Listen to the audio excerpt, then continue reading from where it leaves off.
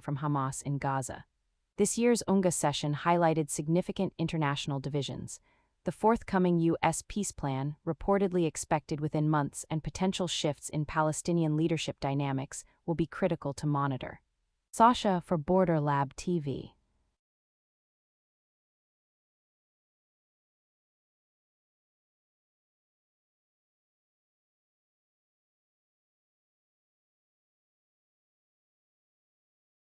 United States, a major federal policy debate is unfolding for 2025, with numerous U.S. states mobilizing against proposed federal staffing cuts and structural reforms targeting key healthcare agencies like HHS, the CDC, NIH, and CMS.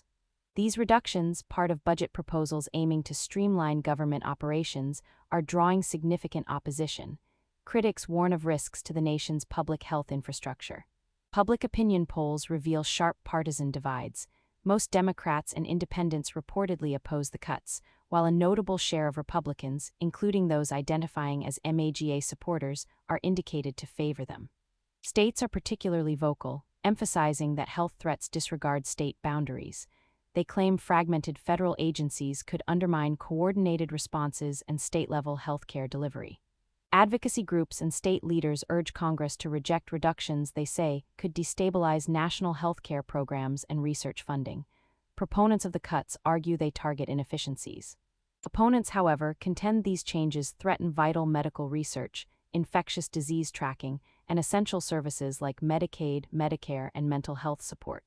Unconfirmed reports also suggest these changes could delay critical policy guidance for states. Some claim budget proposals might drastically consolidate NIH institutes, potentially harming specific medical research fields. These ongoing debates signal a significant policy impasse, balancing fiscal oversight with maintaining robust disease surveillance and nationwide health security. Sasha for Bordee Lab TV.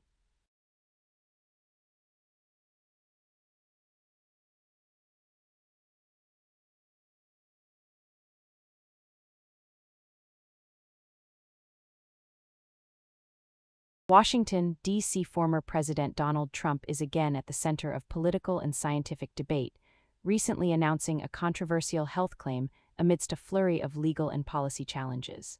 In September 2025, Mr. Trump, supported by Health Secretary Robert F. Kennedy Jr. and Dr. Mehmet Oz at the White House, asserted a link between acetaminophen, commonly Tylenol, used during pregnancy, and autism. He also suggested leucovorin, a vitamin B9 derivative, as a treatment. This claim, however, has drawn strong criticism from a broad range of medical experts who uphold acetaminophen's safety and challenge the evidence. Tylenol's manufacturer, Kenvue, also denied the alleged link, prompting public health concerns about misinformation. This announcement comes as other significant issues unfold. The Supreme Court recently affirmed a president's power to dismiss an FTC commissioner, a ruling that could strengthen executive influence over regulatory bodies. Mr. Trump's proposed $100,000 fee for H-1B visas has drawn warnings from economists, who claim it risks damaging U.S. economic growth. Separately, Department of Justice prosecutors are reportedly alarmed by demands concerning ongoing investigations. Other developments include unsettled concerns over a potential TikTok deal and an update in the trial for an attempted assassination against Mr. Trump, where the defendant has rested his case. These developments collectively underscore a period of intense legal and policy maneuvering, reflecting a broader strategy to assert authority. Observers will monitor for institutional pushback and further scientific scrutiny of these various claims. Sasha for Bordee Lab TV.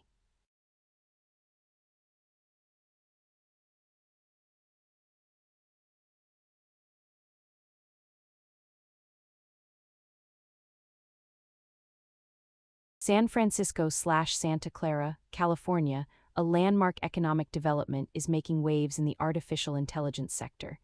Graphics chip giant NVIDIA is set to progressively invest up to $100 billion in OpenAI.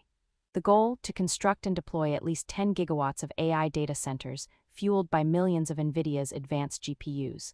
The first gigawatt of this massive infrastructure is targeted for deployment in the second half of 2026, utilizing NVIDIA's Vera Rubin platform.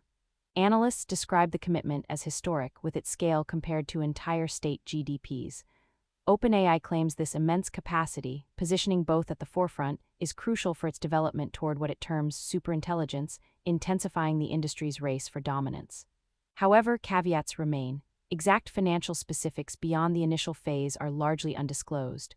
More importantly, claims of accelerating superintelligence are viewed as highly speculative by many experts, citing ongoing technological, ethical, and immense energy challenges. This partnership will undoubtedly have broad implications for global energy grids, resource usage, and AI governance, with its full economic and societal impacts still to be fully understood. Sasha for Bordee Lab TV.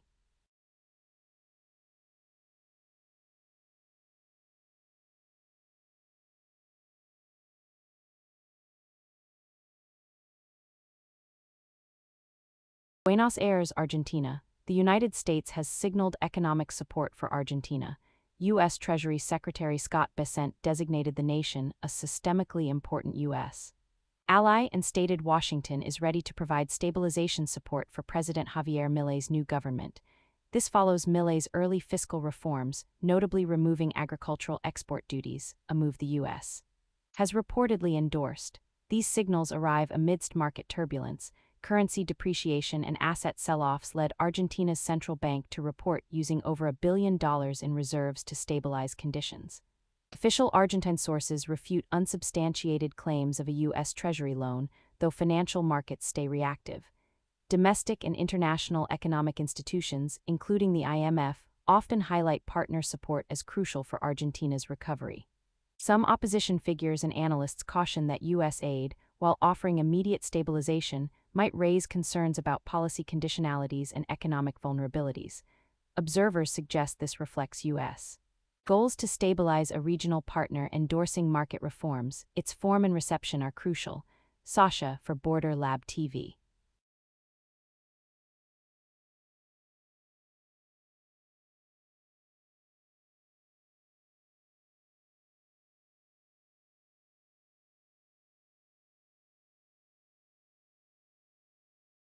New York City, the 80th United Nations General Assembly is now underway, immediately seized by significant diplomatic shifts regarding the Israeli-Palestinian conflict. Australia, Canada, and the United Kingdom have, in a coordinated move, officially recognized Palestine as a sovereign state. These recognitions, while welcomed by proponents of Palestinian statehood, are viewed by many as a signal of growing international support, with the United Nations itself observing that such declarations contribute to the recognition of Palestinian rights. However, these developments have drawn sharp condemnations from Israeli Prime Minister Benjamin Netanyahu.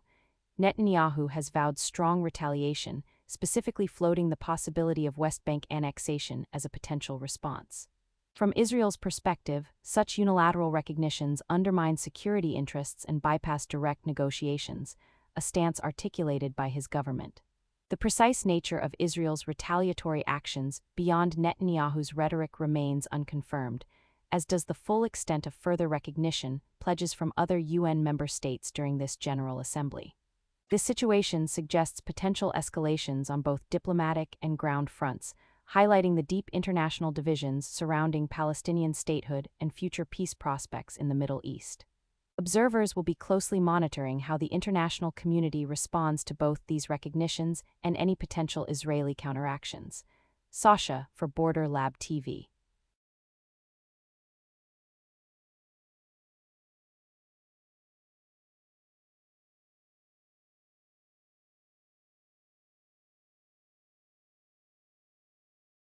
Estonia, tensions are running high in the Baltic region after 3 Russian MiG-31 fighter jets allegedly violated Estonian airspace over the Gulf of Finland on September 19.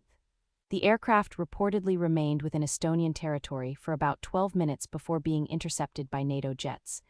Estonia quickly characterized the incident as a blatant, reckless, and flagrant violation of NATO airspace, asserting it fits a pattern of Russian breaches of international law. In an unprecedented move for the nation, Estonia formally requested an emergency UN Security Council meeting on September 22. During the session, Estonia presented its claims, linking the incident to Russia's broader pattern of airspace violations and the ongoing war in Ukraine. Ukraine also sought to present its position. Russia, however, strongly denies any incursion, with its defense ministry stating that their flight operations were conducted in strict accordance with international law and suggesting NATO responses have been provocative. Amid calls for de-escalation from UN officials, other voices have also emerged. Former U.S. President Donald Trump, for instance, offered conditional support for defending NATO allies, yet downplayed some Russian actions as potentially unintentional mistakes. This incident and the subsequent UN meeting highlight the escalating friction between Russia and NATO countries, particularly over airspace sovereignty. The Security Council now faces the complex task of navigating Russia's veto power, as the international community watches closely for any collective international response, further airspace violations, or military escalations. NATO's political unity and readiness in this climate remain critical. Sasha for Bordee Lab TV.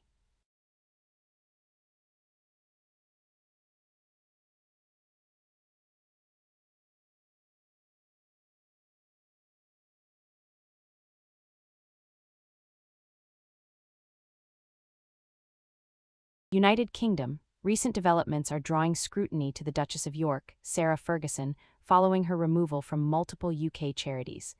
This move comes after the public disclosure of a 2011 email in which the Duchess reportedly described the late financier Jeffrey Epstein as a supreme friend. Charities including Teenage Cancer Trust, Julia's House, Prevent Breast Cancer, Natasha Allergy Research Foundation, and the British Heart Foundation have now ended their associations with the Duchess. These organizations cited concerns over the inappropriate nature of her patronage in light of the revelations, particularly given that the email surfaced despite Ferguson having publicly disowned Epstein, a convicted sex offender who died in 2019 while awaiting trial for sex trafficking. A spokesperson for the Duchess claims she deeply regrets her past association with Epstein and has publicly condemned him, further stating that Epstein had previously threatened to sue her for defamation. The full scope of any remaining charitable affiliations the Duchess of York may maintain beyond the publicly named organizations is currently unclear. Observers are speculating on whether further charities might follow suit and what this could mean for her broader public engagements. This episode highlights the continued sensitivity surrounding any ties to controversial figures and illustrates the ongoing fallout from Epstein-related disclosures. Sasha for Bordee Lab TV.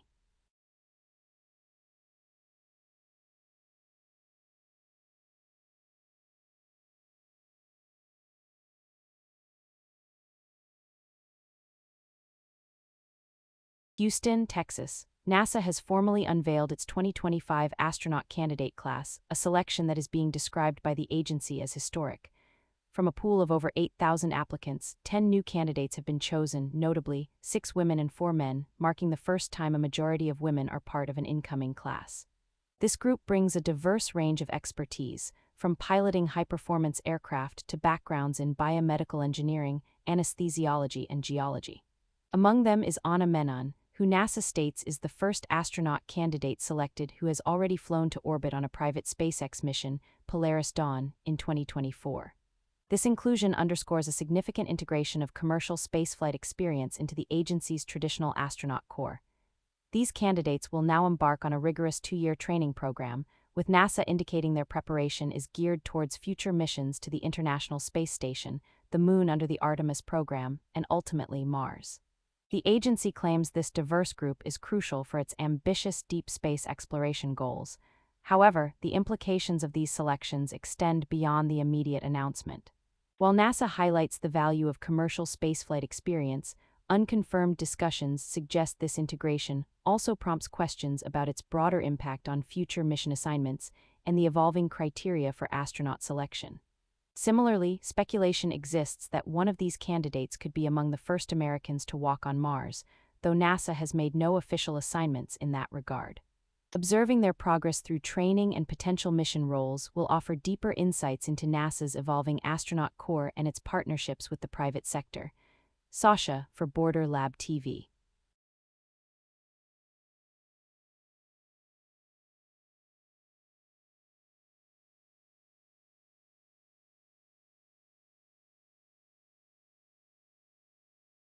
Miramar, Florida. Budget carrier Spirit Airlines is facing significant turbulence, announcing plans to furlough 1,800 flight attendants before the end of 2025. This development comes amid the airline's second Chapter 11 bankruptcy filing in just 1 year. Spirit Airlines states this decision is a direct result of a significant reduction in flight operations and aircraft availability. The airline claims these measures are urgent cost-cutting efforts as it navigates a challenging financial restructuring process, aiming to align staffing with reduced operations. The furlough process will begin November 1st with offers for voluntary furloughs, lasting 6 months to 1 year. Should voluntary numbers fall short, involuntary furloughs, prioritized by seniority, will take effect in December. For the affected workers, the situation presents considerable uncertainty. The Association of Flight Attendants, representing the impacted crew, expresses ongoing efforts to secure job placement opportunities. While the union acknowledges the necessity of these large-scale reductions due to decreased flight demand, their focus remains on advocating for the workers. It remains unconfirmed if reports suggesting preferential interview opportunities with other carriers will materialize, as no formal agreements have been disclosed. Observers should monitor how these significant workforce reductions might impact Spirit's service levels and whether the airline can achieve financial stability post-bankruptcy. The full extent of route suspensions and operational downsizing, the airline states, is still evolving. This development certainly shapes the broader competitive environment for airline labor. Sasha for Bordee Lab TV.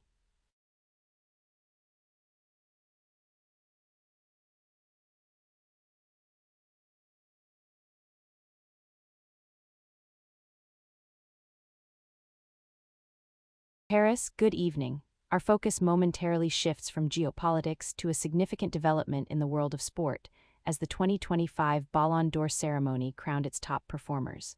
Reports confirm Ousmane Dembélé of Paris Saint-Germain as the recipient of the men's Ballon d'Or. The organizing body, France Football, claims this award recognizes the world's best player, with Dembélé's win attributed to his pivotal role in PSG's historic first-ever treble, which included the UEFA Champions League. This success is interpreted by some analysts as highlighting a growing emphasis on dynamic, creative attackers who combine individual flair with team triumphs. Yet, significant attention also fell on FC Barcelona's teenage sensation, Lamine Yamal. At just 18, Yamal secured the men's Copa trophy and remarkably finished second in the Ballon d'Or voting. Speculation from various sources suggests Yamal's early success could project him to surpass football legends, a claim that naturally prompts discussion regarding the trajectory of young talent. In women's football, Barcelona's Aitana Benmati claimed the women's Ballon d'Or, underscoring her club's continued presence in these elite awards. Briefly, in American sports, Stephen Pearl was named Auburn's men's basketball head coach, and the NFL saw roster adjustments for the Detroit Lions and a notable performance from Jordan Davis for the Eagles. Sasha for Bordee Lab TV.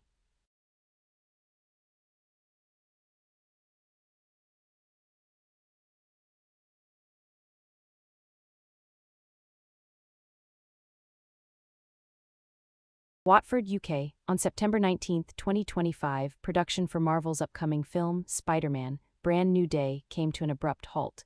Lead actor Tom Holland was hospitalized after sustaining a mild concussion during a stunt accident at Leavesden Studios. Reports indicate Holland struck his head during a fall, prompting immediate medical attention. Less clear are the details surrounding a stunt double, who was also reportedly transported to a hospital in a separate ambulance following the incident. Their current condition and recovery timeline remain unverified. As a direct result, filming on the highly anticipated project, slated for a July 2026 release, has been suspended for several weeks to allow for Holland's recovery. While the studio anticipates his return, this incident reignites broader discussions about on-set safety within major productions, particularly those involving high-risk stunts. Studio and production teams are expected to reassess safety protocols. While some reports suggest potential extended delays beyond the initial suspension, these remain unconfirmed. For fans, it means a watchful waiting period, while the industry grapples with balancing ambitious cinematic sequences with robust safety measures. We continue to monitor developments. Sasha for Bordee Lab TV.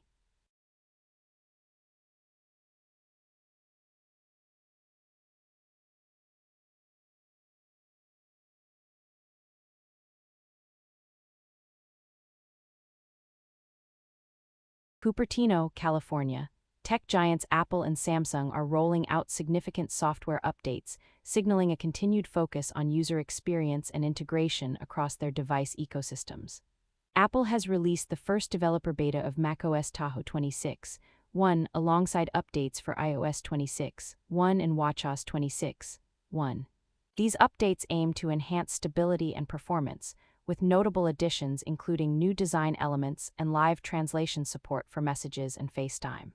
Apple claims these translation features operate on-device, emphasizing user privacy.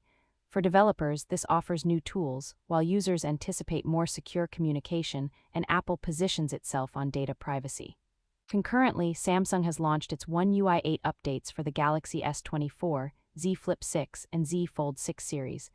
This refresh focuses on refining the user interface and overall experience, bringing new customization options to its flagship devices. For Samsung users, this update promises a refreshed, more personalized digital interaction, keeping the ecosystem competitive. In the competitive smartwatch segment, recent comparative reviews highlight advancements in both the Apple Watch Series 11 and Samsung Galaxy Watch 8. Both devices are showcasing enhanced health tracking and connectivity features, offering consumers increasingly sophisticated choices in wearables. Looking ahead, speculations suggest future iOS updates could expand AirPods live translation to additional languages and environments. Meanwhile, rumors about potential hardware redesigns for upcoming smartwatches persist, with a focus on improving battery life and sensor accuracy, though official confirmations remain elusive. Additionally, reports indicate the compact iPhone Air maintains a degree of repairability despite its intricate construction, a development that may influence future consumer expectations and manufacturer design approaches. These ongoing updates from both companies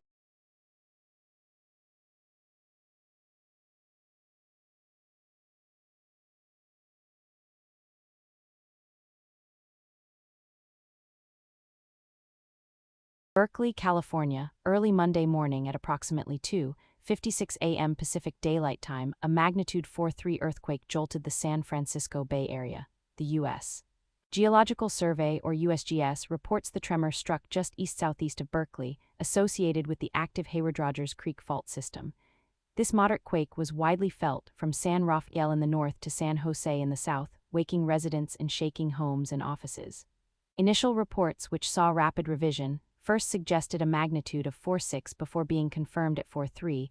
The USGS also reports its depth to be between 4.7 and 7.8 kilometers. Encouragingly, there are no confirmed reports of injuries or significant structural damage following the event. Adding to the early morning uncertainty, a brief tsunami warning was issued shortly after the quake, though it was quickly rescinded. The precise necessity and trigger for that warning remain unclear at this hour. This tremor also follows what some scientists describe as a cluster of smaller quakes in the region over the past month, suggesting ongoing seismic activity. For residents across the densely populated Bay Area, this event serves as a potent reminder of the persistent seismic hazard and the critical importance of emergency preparedness. Scientists, for their part, express continued concern regarding the Hayward Fault's historically active nature, suggesting the region remains vulnerable to larger, more destructive earthquakes in the future. Public and scientific attention will undoubtedly remain focused on monitoring these smaller tremors for any patterns indicating increased risk. Sasha, for Bordee Lab TV.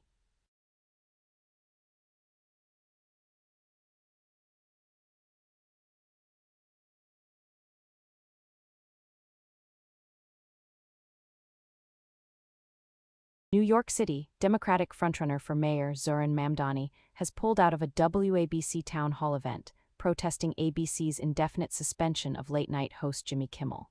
Kimmel's suspension followed controversial comments regarding conservative activist Charlie Kirk's assassination. This drew pressure from conservative figures and FCC Chair Brendan Carr. Mamdani claims the network's decision is a capitulation to political pressure and an authoritarian assault on free speech and press freedom. He frames his boycott as a defense of these principles. ABC and Disney have not publicly addressed Mamdani's specific claims. However, the White House has dismissed Mamdani's stance as cowardly, using a derogatory nickname. Meanwhile, public rallies supporting Kimmel's free speech have been reported across New York City. Some speculate corporate interests prioritized financial concerns over journalistic integrity in Kimmel's suspension, with unverified claims of a broader chilling effect on political commentary. This protest highlights growing tensions between politicians, media companies, and regulators over free speech and broadcast. Such developments could impact FCC policies, media programming, and the NYC mayoral race. Sasha for Bordee Lab TV.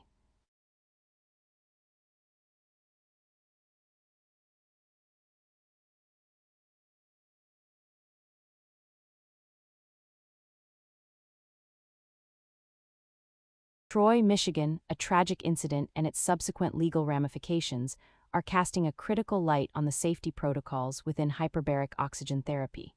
In a significant development, a $100 million lawsuit has been filed in Oakland County following a fatal fire on January 31, 2025, at the Oxford Center. The incident inside a hyperbaric oxygen chamber claimed the life of 5-year-old Thomas Cooper and injured his mother. The family's lawsuit names the Oxford Center, hyperbaric chamber manufacturer Sechrist Industries, and certain individuals and operators as defendants. It alleges negligence, claiming a failure to warn about fire risks and a lack of adequate emergency protocols. The legal filing goes further, asserting criminal conduct against some personnel, including accusations of second-degree murder and involuntary manslaughter. Experts involved in the case have reportedly testified about heightened fire risks, citing factors such as pillow materials and grounding straps used within the chamber. While the specific ignition source of the fire has not yet been officially confirmed, the plaintiffs contend that fire risks were known industry-wide and deliberately ignored by the defendants, claims that have not been independently verified. The defendants have not yet publicly responded to these specific allegations, though they are expected to contest the claims in court. This lawsuit not only seeks accountability for the family, but also brings serious safety concerns surrounding hyperbaric oxygen chamber operations and manufacturing into the spotlight, potentially prompting wider regulatory review and reforms across the industry. Sasha for Bordee Lab TV.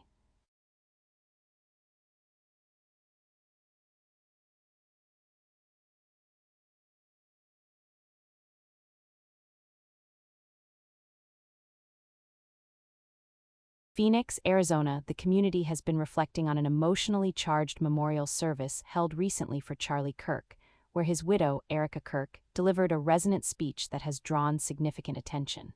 During the service, Erica Kirk publicly declared her forgiveness for the individual convicted in her husband's death. Multiple news outlets covered the event with varying angles. Fox News prominently featured this development, presenting it as a powerful moment of grace and healing amidst grief, framing Erica Kirk's message as one of hope and unity. Local and more general news sources corroborated the details of the service, providing additional context about Charlie Kirk's involvement in his community and the circumstances surrounding his death. However, the emphasis on forgiveness has not been universally embraced. Some voices have questioned whether such a strong focus on personal forgiveness might, for some, overshadow the ongoing calls for justice or accountability in similar cases. This illustrates the divergent perspectives emerging from the coverage. It remains to be seen how Erica Kirk's public message might influence any ongoing legal or community reconciliation efforts, or if it will spark a broader public discussion on the role of forgiveness in the aftermath of criminal tragedies. This event underscores how deeply personal acts of forgiveness can quickly become a central point of public dialogue, with media interpretations often highlighting different facets of healing versus justice. Sasha for Bordee Lab TV.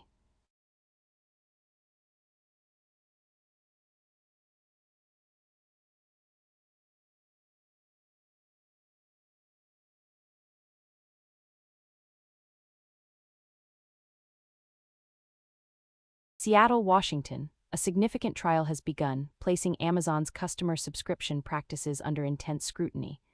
The Federal Trade Commission alleges that Amazon employed deceptive tactics, including what are known as dark patterns in its user interface design, to enroll millions of customers into Amazon Prime without their explicit consent.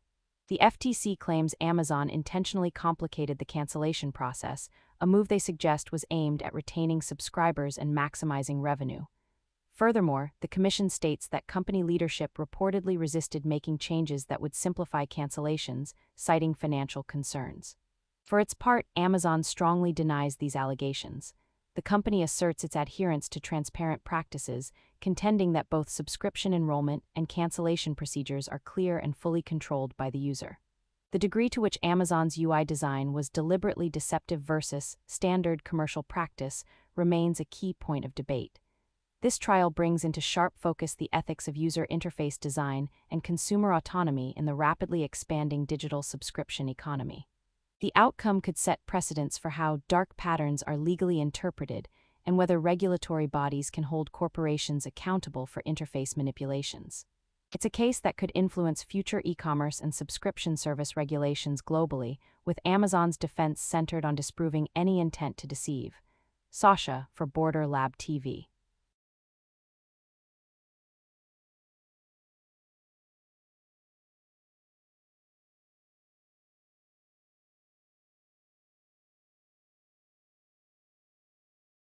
Nantucket, Massachusetts. This island community finds itself at the forefront of a groundbreaking and potentially controversial ecological intervention designed to interrupt the spread of Lyme disease. Researchers, including Tufts University's Professor Sam Telford and MIT's Kevin Esvelt, are developing genetically engineered white-footed mice. Their strategy aims to introduce mice immune to Borrelia burgdorferi, the bacteria responsible for Lyme disease.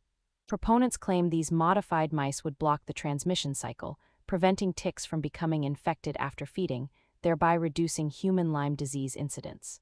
This approach is distinct as it seeks to integrate immunity into the ecosystem rather than culling mouse populations. The project, currently in research and trial phases, has garnered significant attention, including a feature on CBS News' 60 Minutes, highlighting its potential public health benefits. Researchers emphasize ongoing community engagement and the careful consideration of ethical implications. However, the initiative also faces scrutiny.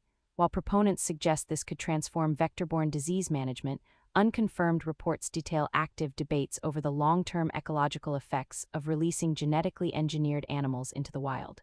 Critics and concerned parties raise questions about unintended disruptions to the local ecosystem and the broader ethical implications of gene modification in wild populations. Community acceptance and regulatory approvals are ongoing and crucial steps that will influence the future scale and timeline of any deployment. The next phase demands meticulous monitoring of both ecological consequences and public reception, not just on Nantucket, but potentially in other affected regions. Sasha for Bordee Lab TV.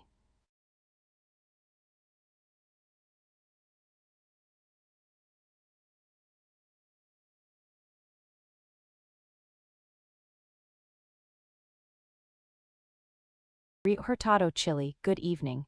2025 has brought significant new developments across astronomy, UV research, and medical innovation.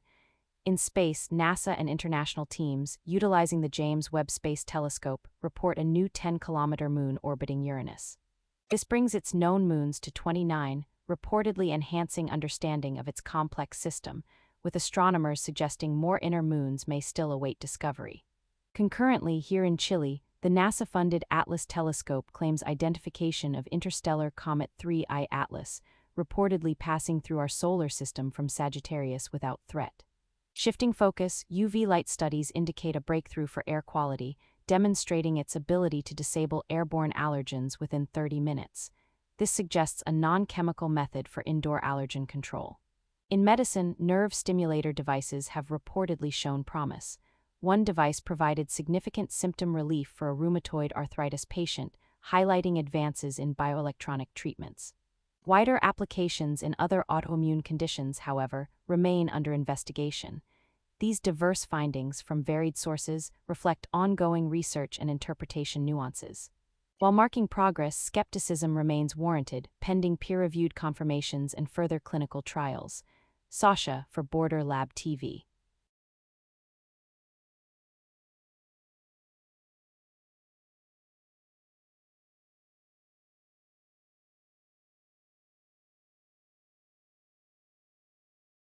Jerusalem, international recognition of Palestinian statehood is gaining momentum, triggering a strong response from the Israeli government, further escalating a deeply contentious diplomatic landscape. Australia, Canada, and the United Kingdom have now officially recognized Palestine as a sovereign state. This diplomatic shift, while welcomed by proponents of Palestinian independence, has drawn immediate and forceful condemnation from Israeli Prime Minister Benjamin Netanyahu. He has publicly rejected the legitimacy of Palestinian statehood and, in response to these developments, has vowed retaliation, indicating possible measures such as the annexation of the West Bank. These recognitions unfold against a backdrop of ongoing international debates at the United Nations regarding Palestinian self-determination. Adding to the tension, a United Nations Commission claims Israel has committed severe actions in the Gaza Strip, including genocide, a claim Israel vehemently disputes, asserting its actions are self-defense against Hamas. For different parties, this moment carries significant weight. For Palestinians, these recognitions are a symbolic victory, yet potentially risk a severe Israeli response. For Israel, these actions are seen as an attempt to delegitimize its security concerns and territorial claims. The specifics and timing of any Israeli retaliatory actions, particularly in the West Bank, remain unconfirmed and are closely watched by observers. The long-term impact on broader UN policies and future peace negotiations remains uncertain, further polarizing global positions on the Israeli-Palestinian conflict. Sasha for Bordee Lab TV.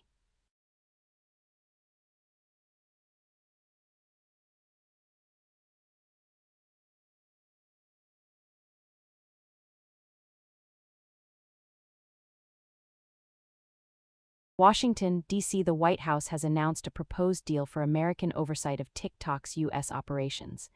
This initiative, the U.S. government claims, addresses national security concerns regarding potential Chinese control over the app's algorithm. Under the plan, a new U.S.-based TikTok group, overseen by a board of 7 U.S. government-approved members, would manage U.S. content rules and operations. Oracle, a U.S. entity, would reportedly receive and manage a copy of TikTok's core algorithm, which originates from China's ByteDance. This copy would be inspected and retrained solely on American user data, aiming to comply with U.S. regulations and sever algorithm control shared with Beijing. The White House claims this approach balances continuity of service for TikTok's millions of U.S. users with efforts to minimize perceived Chinese government influence. However, critics and some technical observers raise significant questions. They point to the inherent difficulty in fully disentangling the algorithm from its Chinese origins, citing a shared code base and technical complexities. Concerns also persist regarding whether retraining the algorithm on U.S. data will create a fundamentally different experience, or if indirect Chinese government influence could still be exerted. This proposed deal marks a notable step in the U.S. government's ongoing efforts to mitigate what it identifies as risks. For TikTok, it presents a path to continued U.S. operations, albeit under increased scrutiny. Observers will be watching how effectively the U.S. board and Oracle can enforce their oversight, and whether transparency on algorithm operations truly improves. Continued scrutiny from privacy advocates and bipartisan policymakers is expected, with China also likely to express its own concerns regarding the deal's implications. Sasha for Bordee Lab TV.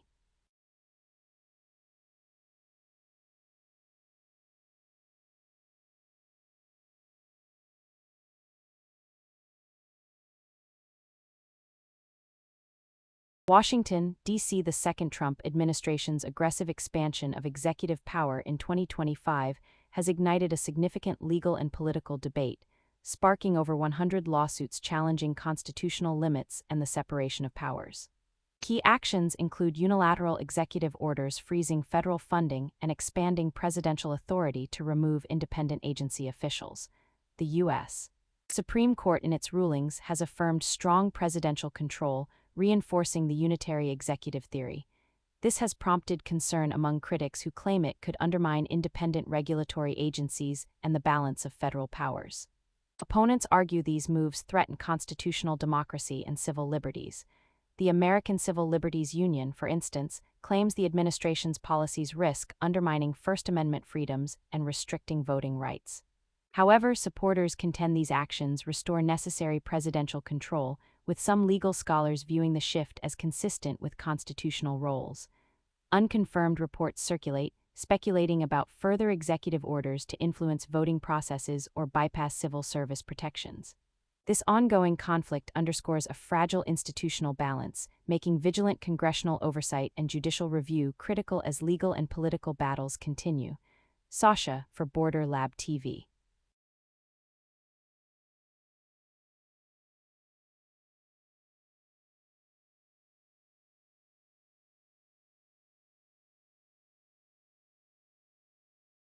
San Francisco Bay Area, a landmark development, is set to redefine the landscape of artificial intelligence. On September 22, NVIDIA and OpenAI announced a strategic partnership, with NVIDIA intending to invest up to $100 billion incrementally. This massive capital infusion is earmarked for OpenAI's deployment of at least 10 gigawatts of NVIDIA GPU systems, critical infrastructure for next-generation AI data centers. The stated goal, according to OpenAI, is to power its advanced models on the path to what it claims will be superintelligence. The first gigawatt of these powerful systems, utilizing NVIDIA's Vera Rubin platform, is slated for deployment in the second half of 2026. NVIDIA CEO Jensen Huang framed this collaboration as a pivotal, decade-long commitment to advancing AI capabilities. While a letter of intent has been signed, the specific investment deployment details and terms are still being finalized in the coming weeks. This agreement, though not yet fully detailed, solidifies NVIDIA and OpenAI as increasingly dominant forces in AI development. However, this unprecedented commitment also raises significant questions for the broader AI ecosystem. Competitors may face intensified pressure, and concerns are already emerging regarding potential market concentration. Furthermore, the immense scale of these data centers brings into focus critical issues like energy demands and potential regulatory scrutiny over governance and fair competition. We will continue to track these developments closely. Sasha for Bordee Lab TV.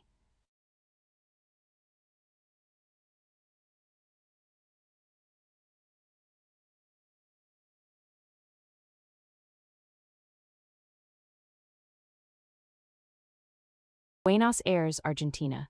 The United States has publicly pledged economic support for Argentina, a significant development following the recent rise of President Javier Milei, known for his free market and libertarian policies.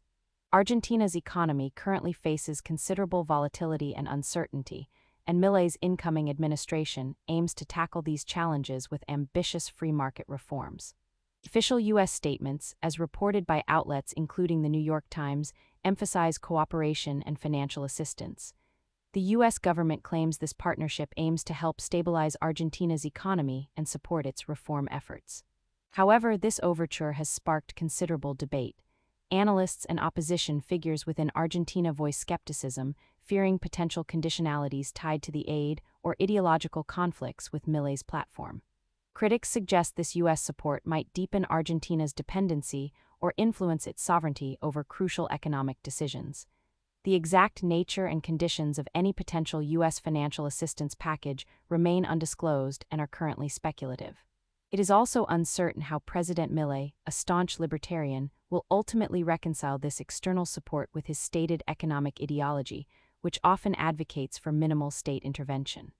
This development signals Washington's interest in engaging with Argentina's new and somewhat unpredictable political landscape, with the stated goal of maintaining regional stability. Moving forward, observers will be watching for the formalization of any aid agreements and how Milei's government navigates the delicate balance between external influence and its domestic policy autonomy. These tensions could profoundly shape Argentina's economic trajectory. Sasha for Bordee Lab TV.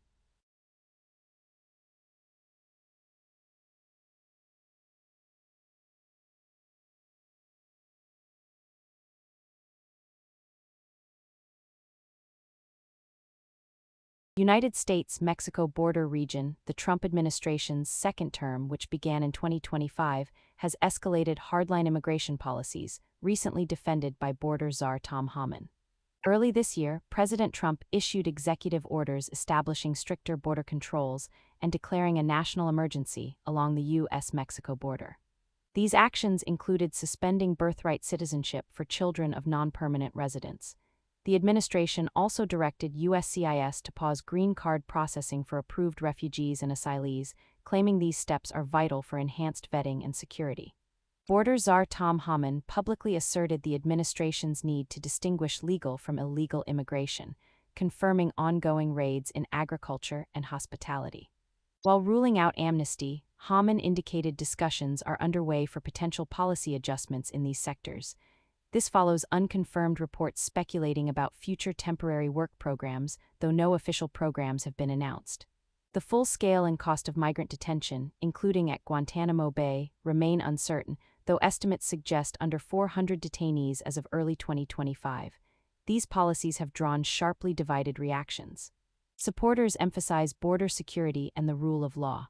Critics, however, highlight humanitarian impacts and question the accuracy of claims regarding social and economic burdens. The administration's strategy clearly prioritizes deterring unauthorized entry through tightened enforcement. Observers will be watching for concrete policy announcements concerning industry labor needs and continuing legal challenges. These contrasting narratives underscore the persistent collision of security, economic, and human rights concerns within U.S. immigration policy. Sasha for Bordee Lab TV.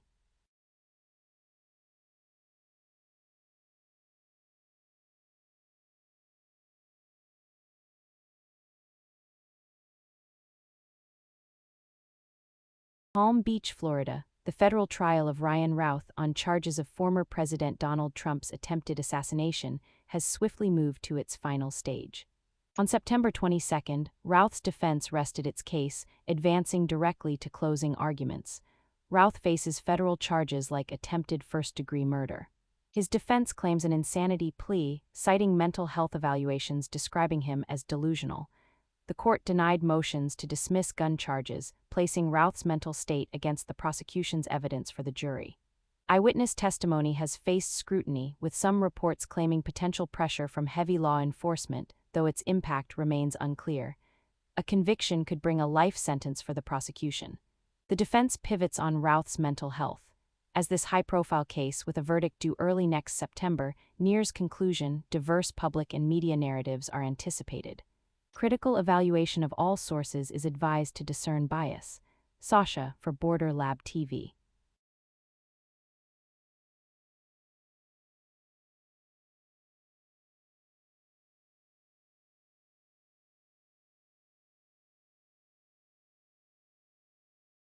Houston, Texas. On September 22, NASA officially unveiled its 2025 astronaut candidate class at the Johnson Space Center, introducing 10 new individuals chosen from a competitive pool of over 8,000 applicants.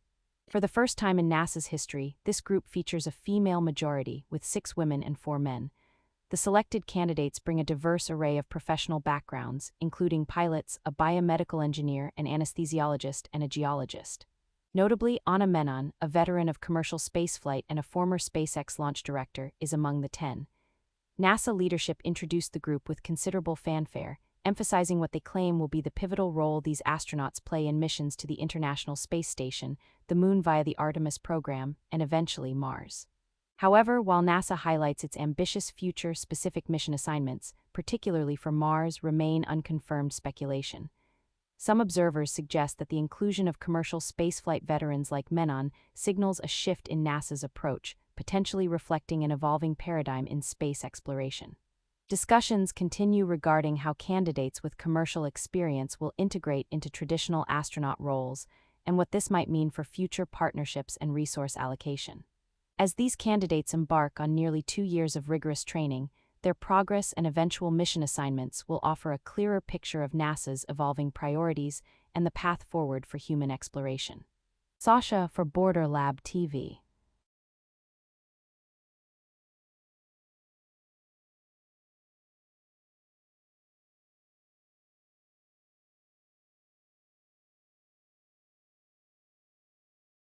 Baltic region. Recent airspace incursions have propelled military tensions between Russia and NATO members into the international spotlight, culminating in a sharp exchange at the United Nations Security Council. On September 22, 2025, NATO allies formally raised allegations of multiple recent Russian airspace violations. They confirmed 3 Russian MiG-31 fighter jets entered Estonian airspace, remaining for approximately 12 minutes. Days prior, more than 20 Russian drones reportedly crossed into Polish airspace, triggering NATO air defenses. Western diplomats characterized these incidents as deliberate provocations, claiming they test NATO's resolve and commitment to territorial integrity. However, Russia's UN deputy ambassador dismissed these accusations as baseless, asserting they lack substance and criticizing the Security Council session itself. Moscow has previously conditioned any dialogue on what it calls serious terms, which remain undefined. This emergency session underscored the fragile security balance across Europe, highlighting deep mutual distrust between the parties. While NATO officials emphasized their readiness to defend alliance territory, they also called for serious security talks under proper conditions. The potential outcomes of any such discussions, whether leading to de-escalation or a deepened standoff, remain highly uncertain. These developments underscore the growing geopolitical friction and the ever-present risk of unintended military confrontations in an already tense environment. Sasha for Bordee Lab TV.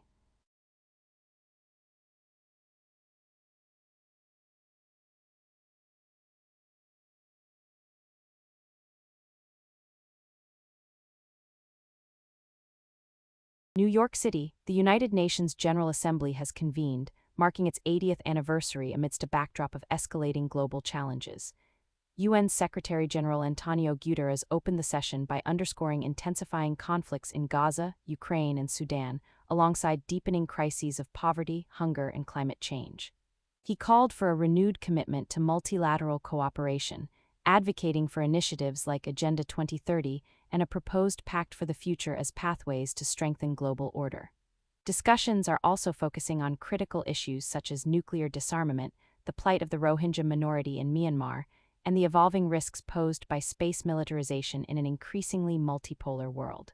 While UN officials emphasize the importance of unity and collective action to navigate these complex dynamics, a prominent counter-narrative highlights the persistent difficulties. Critics note the ongoing challenges in translating the UN's declarations into tangible conflict resolution or measurable development progress on the ground.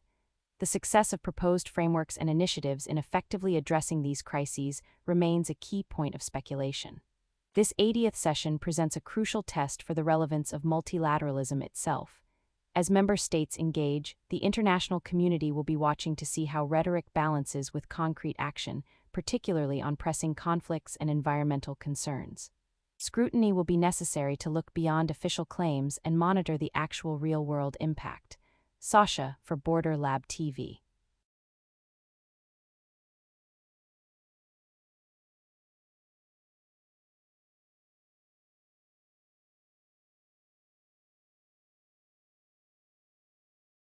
Vandenberg Space Force Base. On September 22, 2025, SpaceX successfully launched the NROL-48 reconnaissance mission. A Falcon 9 rocket lifted off from California, carrying what the U.S. National Reconnaissance Office, or NRO, states is their 11th batch of small reconnaissance satellites into low Earth orbit. The launch highlighted SpaceX's rapid reusability, with the Falcon 9's first stage booster, B-1081, completing its 18th flight and successfully landing nearby. This mission continues to underscore SpaceX's growing role in providing consistent space access for national security clients. The NRO claims these satellites are part of a proliferated architecture designed to build a robust and resilient intelligence-gathering system. However, detailed specifics about the payload remain largely undisclosed. While the NRO has not officially confirmed it, many defense analysts and space industry observers widely report these satellites are a government variant of SpaceX's Starlink, known as Starshield. The precise number and full capabilities of the deployed satellites have not been publicly revealed. For the NRO, this constellation aims to enhance intelligence capabilities and boost resilience against potential counterspace threats. Yet, for some international observers and transparency advocates, the limited public information raises questions regarding the long-term implications of such systems and the increasing involvement of commercial entities in state intelligence. Understanding the full strategic objectives and capabilities of this evolving space architecture will depend on future NRO disclosures and further deployments. Sasha for Bordee Lab TV.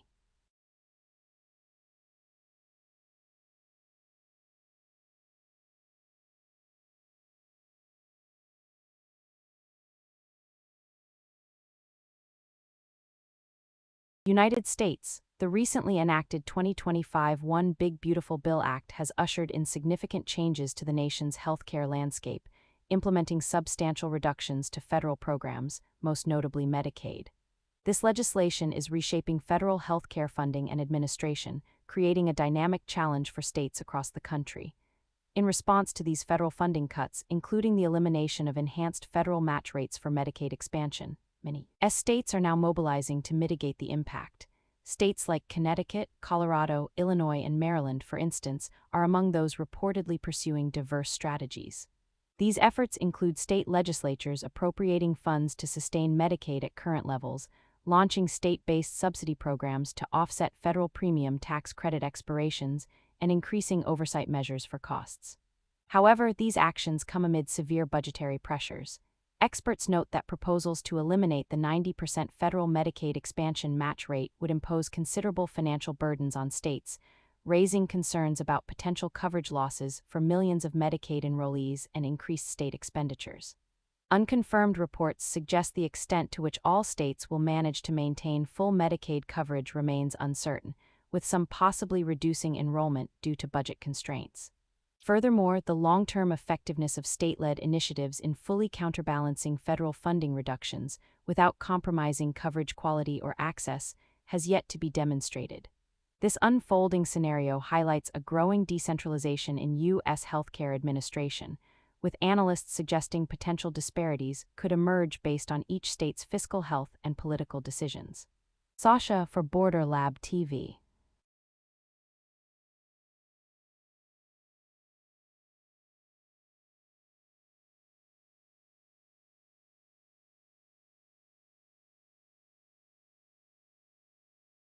Vandenberg Space Force Base, California.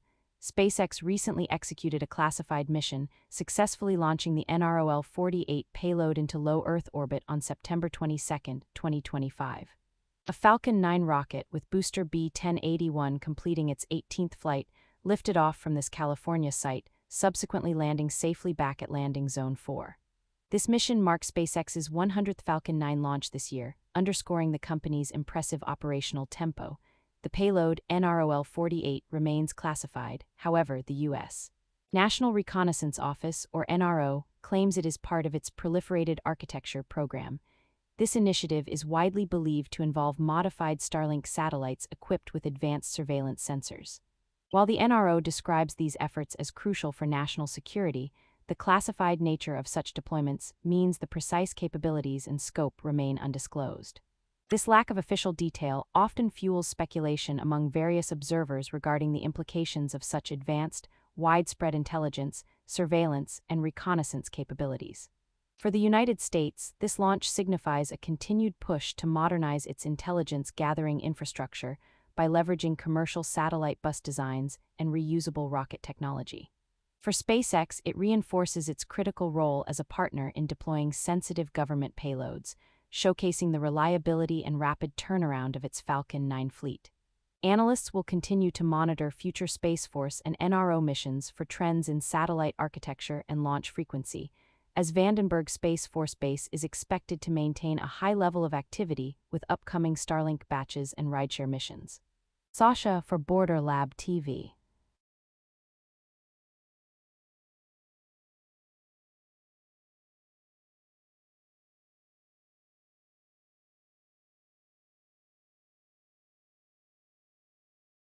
Washington, D.C. A significant shift in U.S. healthcare governance is unfolding in 2025, as states increasingly move to address gaps left by a restructuring federal health infrastructure. Federal agencies like the CDC, NIH, and HHS have faced workforce reductions, and federal disaster and public health funding has contracted. Proposals are also on the table to restructure the CDC, including plans to split it into separate data and policy entities, potentially limiting its authority in issuing public guidance.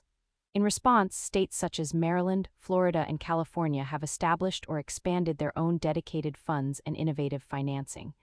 Their aim is to bolster health emergency responses, disease surveillance, and chronic disease prevention. These state actions align with recommendations from commissions, such as the Make America Healthy Again Commission, which calls for federal agency realignment focused on areas like childhood chronic disease.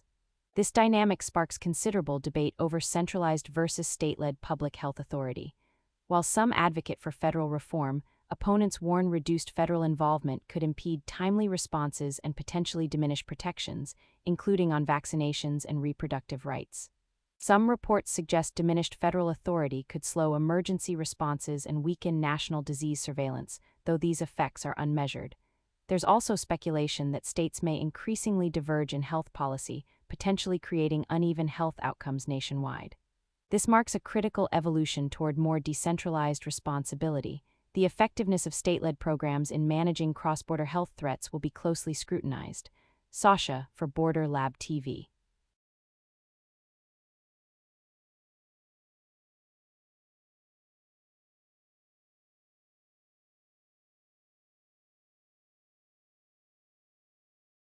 Jerusalem, a significant diplomatic fault line is deepening today, as a wave of international recognition for Palestinian statehood prompts a stark warning from Israel. At the ongoing UN summit, countries including Australia, Canada, and the United Kingdom have formally recognized Palestine as a sovereign state. This growing diplomatic trend is seen by supporters as a crucial step towards statehood rights. However, Israeli Prime Minister Benjamin Netanyahu has responded with a firm threat of retaliation. He has suggested potential actions could include further annexation moves in the West Bank, signaling a strong rejection of these international recognitions. The exact timeline and scope of any such Israeli actions remain unconfirmed. This diplomatic friction unfolds amid broader UN disputes, including an official UN Human Rights Commission report that alleges Israel has committed genocide in the Gaza Strip. Israel vehemently disputes this claim, stating it is baseless. The international community remains clearly divided. While supporters see recognition as essential for Palestinian rights, critics warn of escalating regional instability. Observers will be watching for any shifts in Israeli policy in the West Bank and the wider impact on diplomatic relations as these developments continue to polarize global opinion. Sasha for Bordee Lab TV.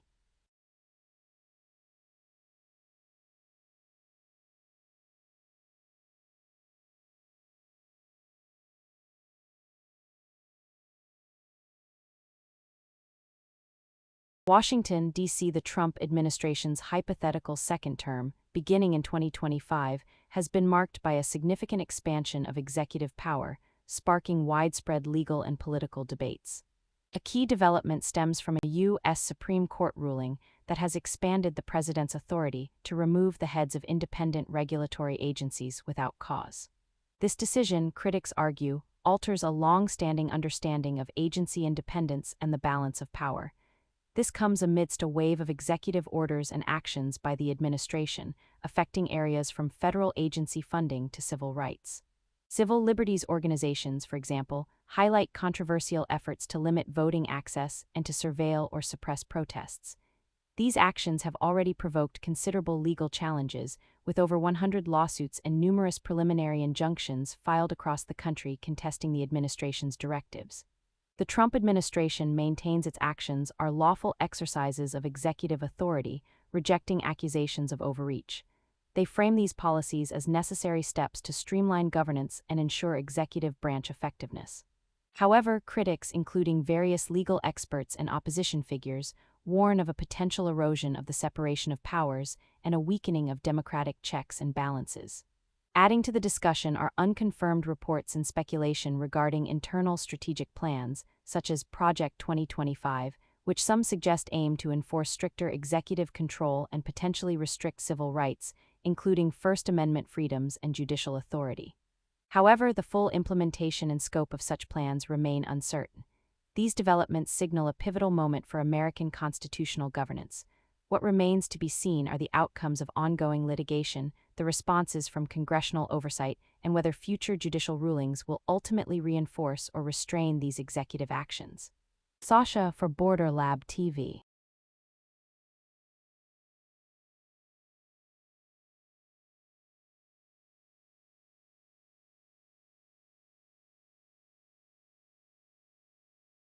San Jose, reports from multiple news outlets, including Reuters, indicate a potentially groundbreaking development in the artificial intelligence sector.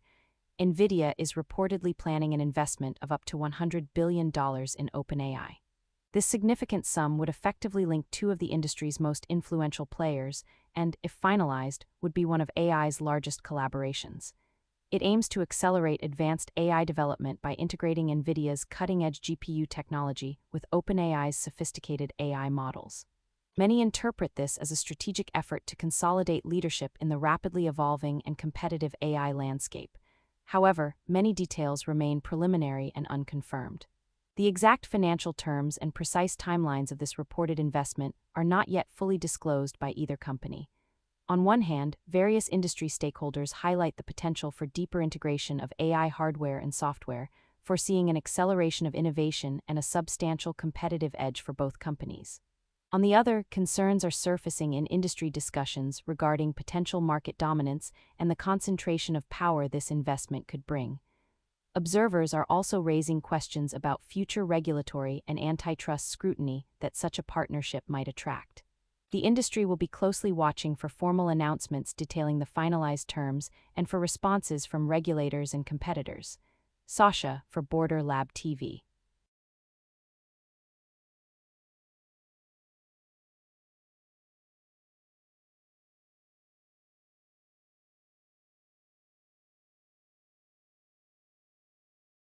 Washington, D.C., the Trump administration has unveiled a series of significant executive actions this September, impacting immigration, foreign policy, and domestic justice oversight. These moves are prompting a closer look at the administration's priorities and the potential ramifications across various sectors. On September 19, a presidential proclamation was signed, establishing a substantial $100,000 fee for employers petitioning for H-1B specialty workers. The administration claims this measure is designed to address alleged misuse of the visa program and protect American jobs and national security. However, critics warn this steep fee could hinder U.S. economic growth and innovation by restricting access to high-skilled international talent. Earlier, on September 5, an executive order empowered the Secretary of State to designate foreign governments as state sponsors of wrongful detention. This designation would trigger sanctions and travel bans, with the administration asserting it aims to deter nations from unlawfully holding U.S. nationals.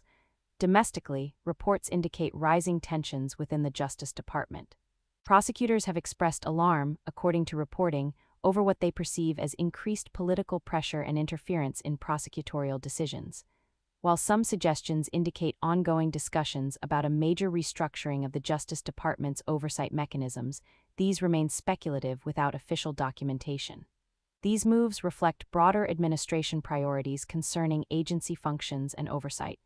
Observers suggest legal challenges are likely, potentially testing the limits of administrative authority and its impact on the independence of government agencies. Sasha for Bordee Lab TV.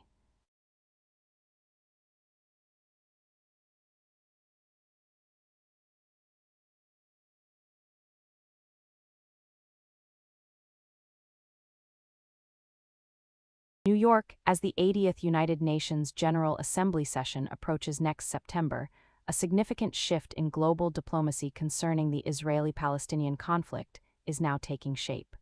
Major Western powers, including France, the United Kingdom, Canada, Australia, Portugal, and Belgium, have pledged to formally recognize Palestinian statehood, a notable departure from decades of more symbolic support.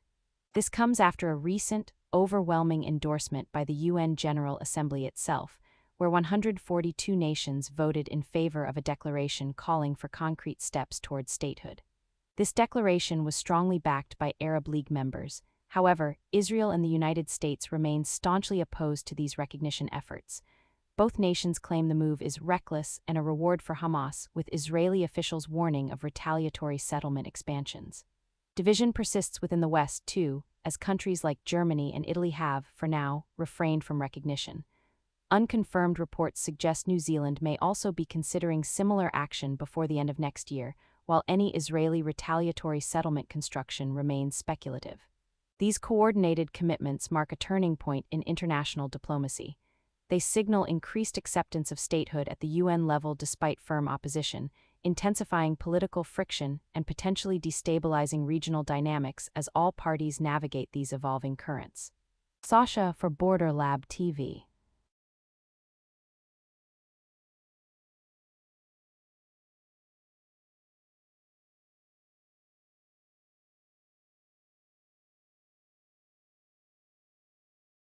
Houston, Texas. NASA has formally introduced its 24th astronaut candidate class at the Johnson Space Center, marking a significant step in its ambitious plans for the Moon and beyond.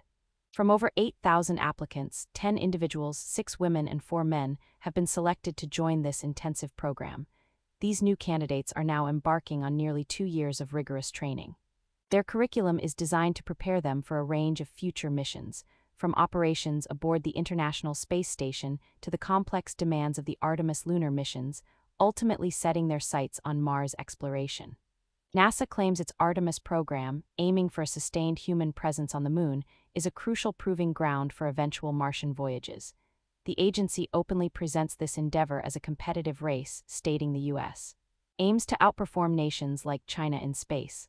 For NASA, this class underscores a renewed and diverse commitment to deep space exploration. While these astronauts won't be part of the immediate Artemis 3 mission, which plans to return humans to the lunar surface soon, they are expected to be pivotal for subsequent deep space endeavors. Speculation suggests some in this class could become the first Americans to walk on Mars, though no official assignments have been made. There is also unverified optimism within some circles that this program will decisively maintain its leadership in lunar and Martian exploration, despite increasing global competition. However, observers caution that the feasibility of these ambitious goals requires close scrutiny, particularly concerning budgetary allocations and technical challenges.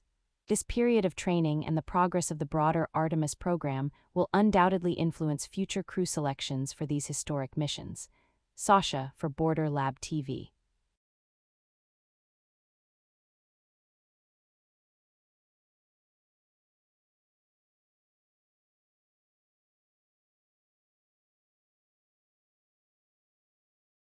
Buenos Aires, Argentina. The United States has announced a robust commitment of financial support for Argentina, a development surfacing as President Javier Milei's government grapples with acute economic volatility and crucial legislative elections next month. U.S. Treasury Secretary Scott Bessent, with backing from former President Donald Trump, stated the U.S. is prepared to do whatever is necessary within its mandate to support Argentina. This includes potential currency swaps and purchasing Argentine dollar-denominated debt. Milei's administration, facing political setbacks, is negotiating a U.S. Treasury loan to cover $8.5 billion in debt maturities due next year. President Milei has publicly thanked Secretary Bessent and Mr. Trump for their unconditional support. This pledge complements previous multilateral agreements with institutions like the IMF and World Bank, which collectively claim to provide $42 billion in support. Domestically, Milei has also temporarily suspended export taxes on agricultural products until late October to provide relief.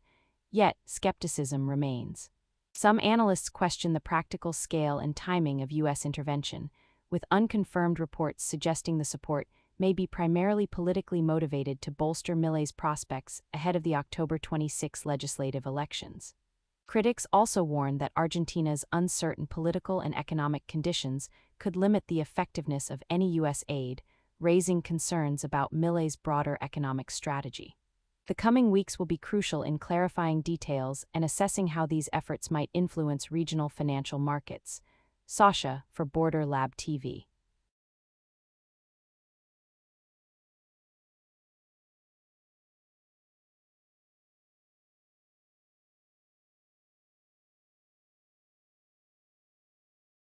Washington, D.C. The Trump administration has recently brought a new focus to the ongoing scientific debate surrounding autism spectrum disorder, publicly raising concerns about a potential link between prenatal acetaminophen use, commonly known as Tylenol, and autism. President Trump has characterized acetaminophen as a very big factor in autism risk, recommending that pregnant individuals limit its use unless medically necessary. The administration has also announced intentions to update FDA labeling with warnings and to inform physicians about these potential risks. However, many scientific experts and pharmaceutical manufacturers offer a contrasting view. They maintain that current studies show conflicting evidence and lack a definitive causal relationship between prenatal acetaminophen and autism. These experts caution that any associations found may be small or inconclusive, and a White House spokesperson has urged the public not to jump to conclusions until full details are disclosed.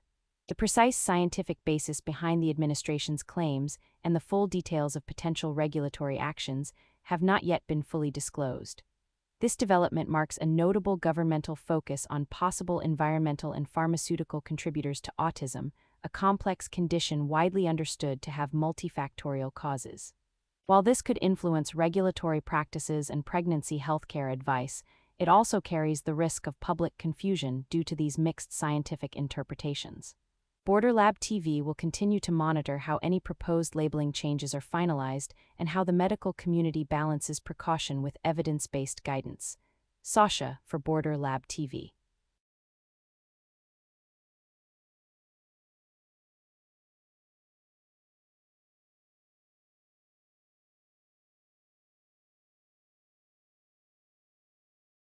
United States-Mexico border region. The Trump administration's 2025 immigration policies have ushered in a stringent new era, dramatically reducing illegal border crossings, halting asylum, and largely suspending refugee admissions since January. Confirmed reports show a sharp decline in illegal crossings following a national emergency declaration and the cessation of asylum at the southwest border. Measures included temporary use of Guantanamo Bay for hundreds of migrants and military deployment along the Mexico border. Border czar Tom Homan publicly defends these actions, asserting their necessity for national security. While supporting no amnesty for undocumented migrants, he has signaled potential policy adjustments to temporarily aid the agriculture and hospitality sectors. The White House, following a Department of Justice probe, defended Homan, asserting he committed no wrongdoing. However, critics, including humanitarian organizations, contend these policies raise serious humanitarian and legal concerns. Asylum seekers and some immigrant communities face legal limbo due to halted green card processing and tighter vetting requirements. Looking ahead, speculation suggests new temporary work programs for specific migrant workers may soon be announced. Reports also indicate possible internal disagreements regarding the long-term humanitarian impact of these strict processing halts. This evolving situation underscores the deeply polarized debate on immigration's economic, security, and humanitarian dimensions. Sasha for Bordee Lab TV.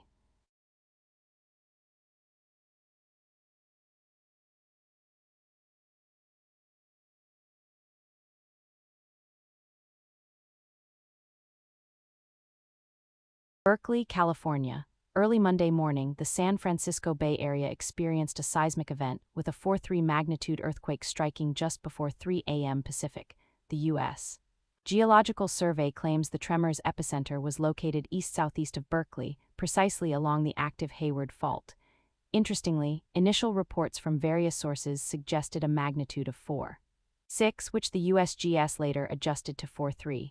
The event was widely felt, with over 21,000 individuals reporting the shaking across a significant swathe of the region, from Salinas in the south to Santa Rosa and Stockton to the north.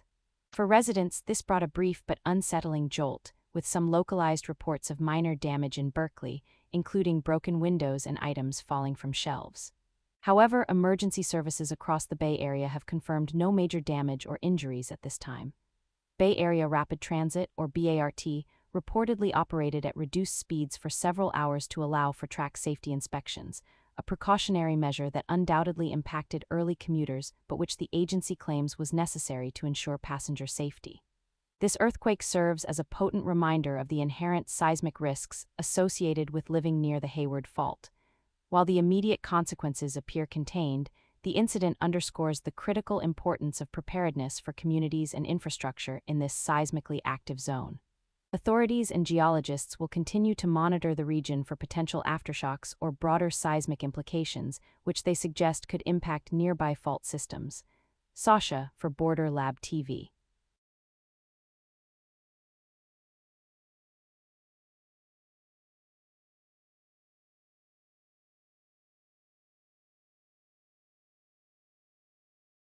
West Palm Beach, Florida. The closely watched trial of Ryan Routh, accused of attempting to assassinate then-presidential candidate Donald Trump, has progressed, with Routh resting his case without testifying.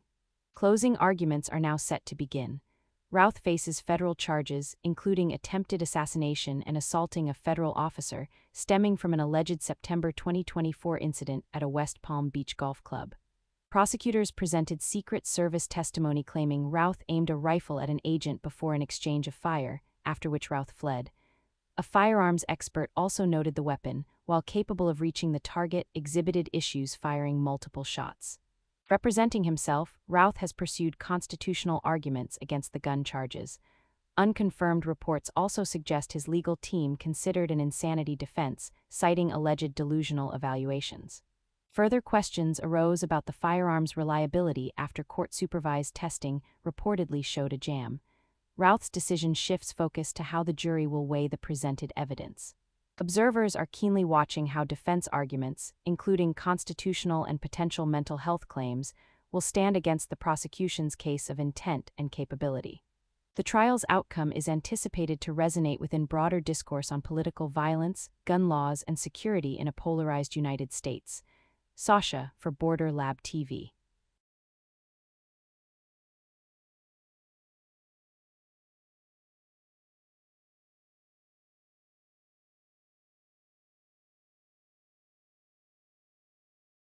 Houston, Texas. NASA has officially unveiled its 2025 astronaut candidate class, introducing 10 individuals selected from over 8,000 applicants. The announcement, made at the Johnson Space Center here in Houston, marks a significant step in the agency's human spaceflight program. This new group brings a wide array of expertise, reportedly including a geologist, a former SpaceX launch director, a commercial astronaut, and veterans of previous spaceflights. These candidates now face nearly 2 years of rigorous training, preparing them for future missions. NASA claims this selection underscores its ongoing commitment to broadening its astronaut corps and expanding human exploration beyond low Earth orbit, particularly with an eye towards the Artemis lunar program. For the agency, this class represents a strategic blend of scientific, commercial, and operational experience. For the burgeoning commercial space sector, the inclusion of a commercial astronaut and a former SpaceX director could signal evolving collaboration or perhaps new competitive dynamics in future missions. However, specific mission assignments or roles for these individuals have not yet been disclosed, leading to speculation about how quickly they might integrate into Artemis lunar missions or even upcoming commercial spaceflights. While NASA highlights a diverse and experienced group, the ultimate impact of their selection, both for the agency and the broader space industry, will only become clear as their training progresses and specific mission roles are defined. Observing how these candidates are utilized will be key to understanding NASA's evolving priorities in crewed exploration. Sasha for Bordee Lab TV.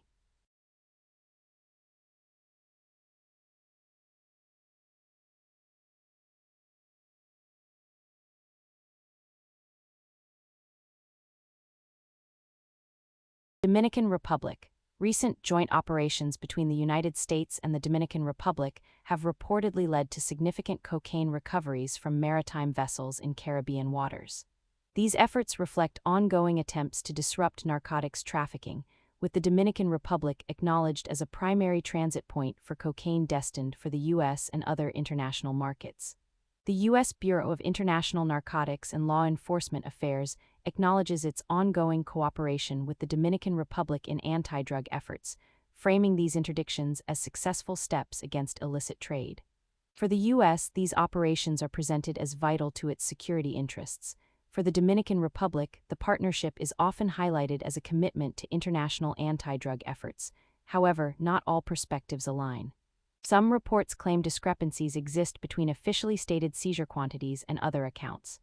Moreover, certain local sources and advocates voice concerns about the long-term effectiveness of such operations, with some speculating these joint efforts could serve to justify increased U.S. influence in the region. These contrasting viewpoints underscore the complex geopolitical dynamics at play. Observers are now looking for independent verification of these seizures and monitoring how these intensified operations might impact regional stability and the intricate relationship between the U.S. and the Dominican Republic. Sasha for Bordee Lab TV.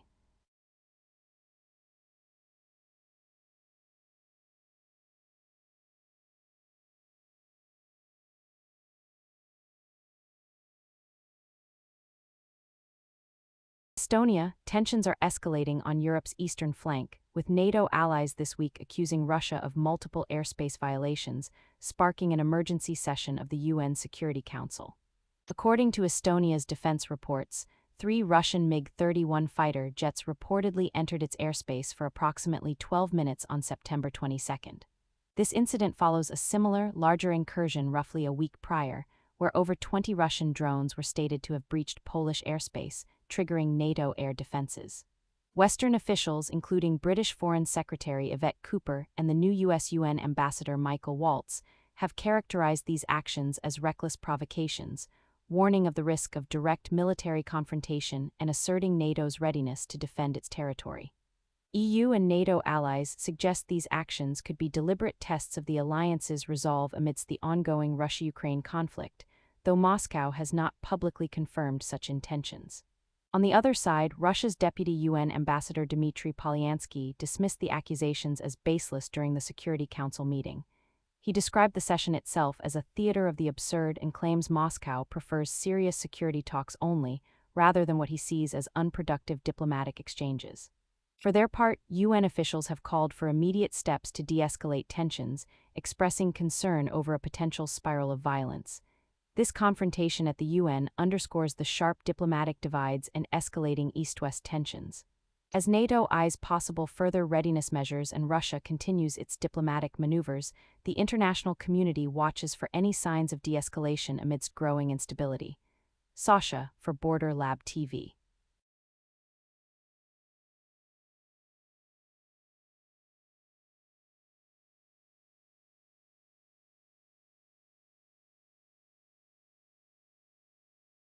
Omaha, Nebraska. A potentially transformative agreement has been reached in the U.S. freight rail industry. On September 22, 2025, Union Pacific Railroad and the Smart TD Union announced a landmark deal guaranteeing lifetime job security for its members in train and yardmaster services. This agreement marks a historical first, specifically pledging no involuntary furloughs following Union Pacific's proposed merger with Norfolk Southern. Union Pacific emphasizes this as a commitment to its workforce, aiming to mitigate service disruptions often seen during such consolidations. This development aligns with a broader national pattern of 2025 freight rail labor contracts, which have seen over 50 collective bargaining agreements ratified. These national agreements reportedly include an 18.8% wage increase over 5 years, improved health benefits, and more paid vacation. For Smart TD members, this offers significant protection amidst industry changes. However, while unions largely support these agreements, some factions within the broader rail labor community have previously expressed reservations and rejected similar proposals, suggesting not all members fully embrace consolidation. The long-term financial implications for Union Pacific remain to be publicly detailed. The success of this unique agreement and its potential ripple effects across the industry will be closely watched.